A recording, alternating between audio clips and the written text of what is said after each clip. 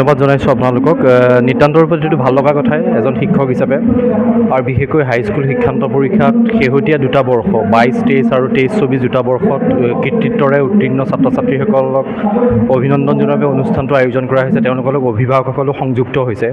গতিকে শিক্ষাৰ যি তিনিটা মেৰু শিক্ষক, অভিভাৱক আৰু ছাত্ৰ ছাত্ৰী একলগ হৈছে আৰু নিতান্ত ৰূপত ছাত্ৰ ছাত্ৰীসকলৰ ভৱিষ্যত কাৰ্যপন্থা বা জীৱন পৰিক্ৰমা কেনেকুৱা হ'ব এই সম্পৰ্কতো কিছু আলোকপাত কৰিছে বিভিন্ন বিজ্ঞসকলে। ইয়াত শিক্ষকসকলো আচাৰ্যসকলো সংযুক্ত হৈছে, স্থানীয় বয়োজ্যেষ্ঠ ব্যক্তিসকলো সংযুক্ত হৈছে। গতিকে নিতান্ত ৰূপত ছাত্ৰ ছাত্ৰীসকলৰ বাবে অতি গুৰুত্বপূৰ্ণ এটা অনুষ্ঠান আৰু বিদ্যালয়খনো যে অতি নীৰৱে অতি কৰ্মনিষ্ঠাৰে তেওঁলোকে আগবাঢ়ি গৈছে, এইটোৱে আমাক আনন্দ প্ৰদান কৰিছে। কাৰণ এই সৰু সৰু অঞ্চলবোৰত কৰা সৰু সৰু মানুহৰ সংগ্ৰাম অঞ্চলটোক আগবঢ়াই নিয়ে। আচলতে ডাঙৰ বুলি কোৱা কোনো বস্তু মই বিশ্বাস নকৰোঁ আৰু সেই গতিকে মই বিশ্ববিদ্যালয়ৰ পৰিয়ালক মই ধন্যবাদ জ্ঞাপন কৰিছোঁ আৰু অভিনন্দন গ্ৰহণ কৰা সকলো ছাত্ৰ ছাত্ৰীৰ অভিভাৱকো মই পুনৰবাৰ অভিনন্দন জনাইছোঁ আৰু আশা কৰিছোঁ যে তেওঁলোকে ভৱিষ্যত সমাজৰ বাবে প্ৰকৃতাৰ্থত, কাৰণ আমাৰ শংকৰদেৱ শিক্ষা নিকেতনৰ যিটো শিক্ষা সেই শিক্ষাত নৈতিকতা আৰু সামাজিকৰণৰ ওপৰত অত্যাধিক গুৰুত্ব প্ৰদান কৰা হয়। তেওঁলোকে এজন, মোৰ বক্তব্যটো মই কৈছোঁ যে এজন ডক্টৰ কোনোবা হ'ব, কোনোবা শিক্ষক হ'ব, কোনোবা হয়তো ইঞ্জিনিয়াৰ হ'ব, কিন্তু তাৰ ঊৰ্ধত এজন মানুহ হওক, কেৱল সফল নহয় সুখীও হওক।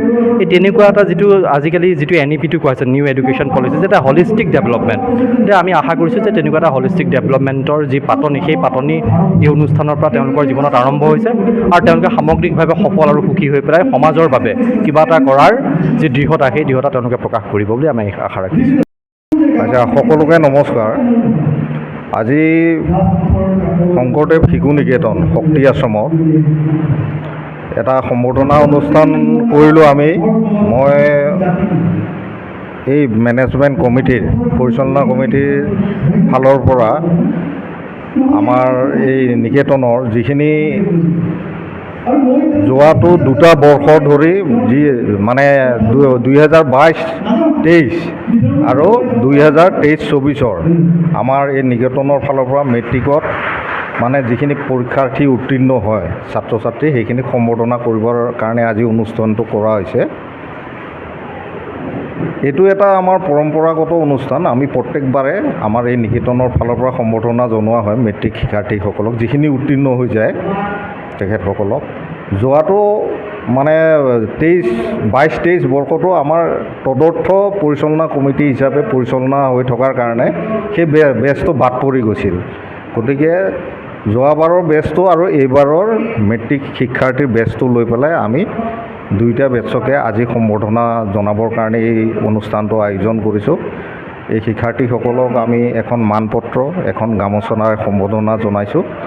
কাৰণ ইয়াৰ পৰা পাছ কৰি যোৱা ল'ৰা ছোৱালীখিনি বিভিন্ন অসমৰ বিভিন্ন ঠাইৰ শিক্ষা অনুষ্ঠানত তেখেতসকলে নাম লিখাইছিল। গতিকে এইটো এতিয়া গৰম বন্ধ হিচাপে আমি সকলোকে একেলগে লগ পালোঁ আজি গোটেই শিক্ষাৰ্থীখিনিক।